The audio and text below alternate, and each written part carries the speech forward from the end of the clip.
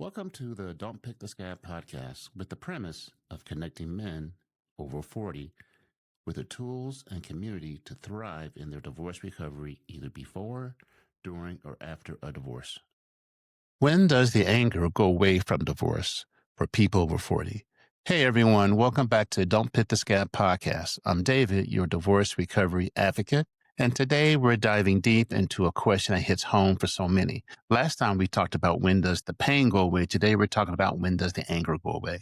When does the anger go away after a divorce, especially for those of us over 40?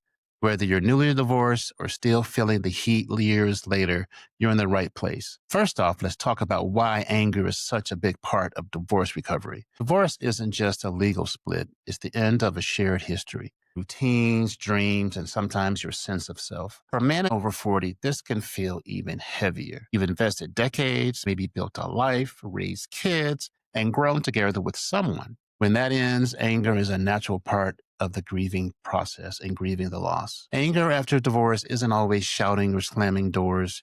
You might notice irritability, resentment, withdrawing from friends, or even losing patience at work. If you're snapping at people or lost in negative thoughts, you are not alone. I hear about this all the time in my podcasting.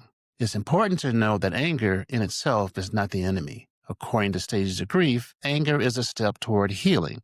And if you're stuck in it, then it's harming your health or relationships. It's time to look deeper. Healthy anger can motivate change. Unhealthy anger can keep you trapped. You're stuck right there. Here's the big question. When does the anger go away?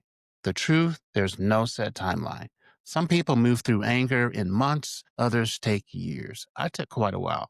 Factors like the marriage length, children, reasons for the divorce, and your support system all play a role. In my experience, most people see anger start to fade as they process grief and rebuild their lives, but only if they actively work on it.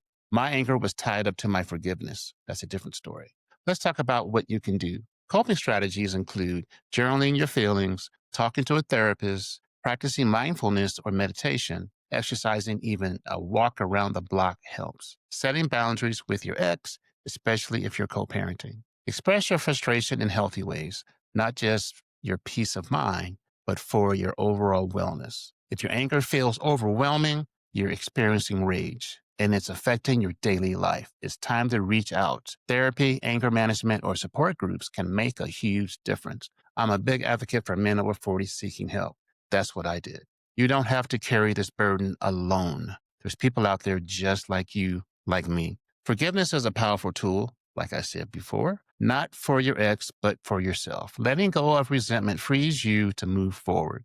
This doesn't mean excusing the bad behavior, but it does mean choosing your own mental health over holding to the hurt. As the anger fades, you'll find space to rediscover yourself. This is your time to explore new interests, like start a podcast, reconnect with friends, and maybe even start dating again. Remember, life after a divorce can be a new chapter full of possibilities. If you have your own story or question, drop a comment or send me a message. I'd love to feature your experience in a future episode. Thanks for joining me today.